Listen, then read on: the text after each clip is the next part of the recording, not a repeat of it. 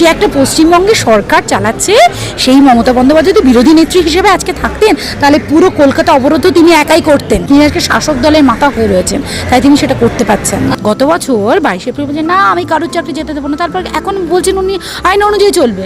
আমার যথেষ্ট সিম্প্যাথি ওদের প্রতি আছে, ছিল এবং থাকবে। কিন্তু আপনাদের একটা জিনিস মানতে হবে, আমি তো মিটিং করে বলেছিলাম আমরা রিভিউ করব।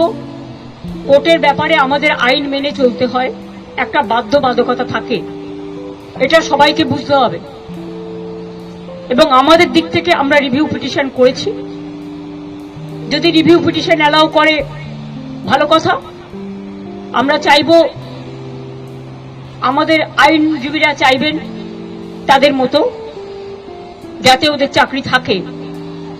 কিন্তু সেখানে কোর্ট যদি কোনো ডিসিশন নেয় তাহলে আমি বলতে পারি না যে আমি মানবো না। এবার মুখ খুললেন মুখ্যমন্ত্রী মমতা বন্দ্যোপাধ্যায়। 26,000 শিক্ষককে নিয়ে মুখ খুললেন মুখ্যমন্ত্রী মমতা বন্দ্যোপাধ্যায়। আপনাদের মন্তব্য অবশ্যই আমাদের কমেন্ট বক্সে জানাবেন।